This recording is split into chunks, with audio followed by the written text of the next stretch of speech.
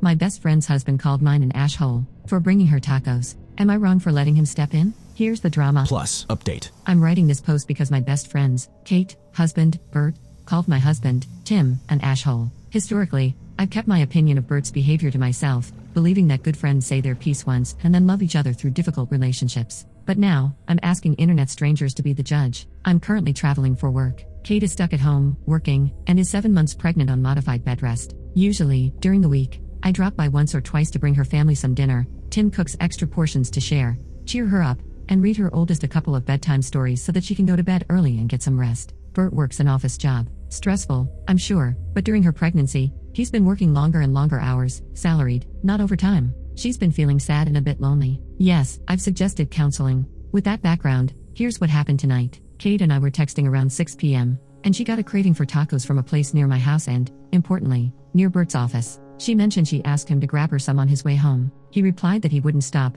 saying he had work to do at home and that she should just DoorDash something nearby. This made her extremely sad. She said irrationally sad, but you be the judge, because he used to surprise her with her favorite tacos, and now he couldn't be bothered. So, as one does, I tell Tim, I'm 3 states away, so it was just part of our chat as I got back to the hotel and started getting ready for a work dinner. When I got back from dinner, I learned Tim had gone out, picked her up tacos, remembered the bag of things I'd collected for her and her kids that were in my car, and pulled a tuna casserole from the freezer. Bert hates tuna casserole. He dropped everything off on her porch and texted her that there were a few things I wanted her to have. Then Bert got home. Did he bring tacos, coloring books, or a good attitude? No, he did not. Instead, he called Tim to tell him he was an 𝗙𝗏𝗱𝗏𝗏 for showing him up. Other colorful language was also used, including some fairly nonsense. He also texted me, telling me to keep my husband away from his wife. Tim responded rudely when Bert called. Kate says he told Bert he was a failure as a human, a man, a father, and a husband. Apparently, this caused Bert to scream expletives so loud their daughter started to cry. Not good. Tim then hung up on Bert, blocked him, and texted Kate that if she needed help in an emergency,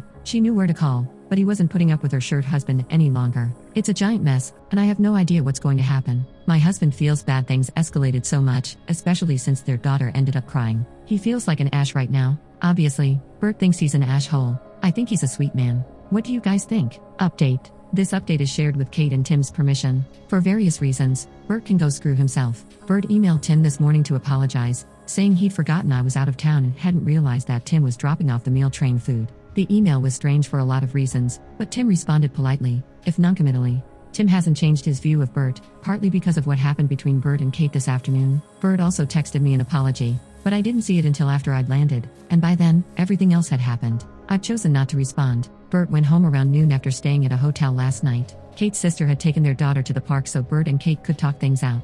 The short version is that Bert has been avoiding Kate because she's been unhappy during this pregnancy. I mentioned in a previous comment that Kate had been married before, and shortly after her first husband, she faced complications in a pregnancy that forced her onto bed rest. Sadly, her son didn't make it. This pregnancy is bringing up a lot of painful memories for her, and she's scared she won't be able to carry to term. So yes, she's not as cheerful as she was when she was pregnant with their daughter. It's a difficult time. Bert, however, is frustrated and angry that she's not happier, so he's been staying late and ignoring her, waiting for her mood to improve. I know that sounds horrible, but I think they might have worked through those feelings. But then, while he was explaining how he felt, he said she should be glad her son isn't here because otherwise, she wouldn't have this life at all. Yeah, that one still knocks the wind out of me. It's so cruel. Kate talked to him about that statement, but his explanation didn't make things better. For her, that was it. She told him she was done. They can work out joint custody, but the marriage is over. She called her sister, and both she and her sister's husband encouraged Bert to leave. At the moment, Kate isn't angry, sad, or panicked. She's just done. Personally, I'm surprised since they've managed to get through some pretty terrible things together,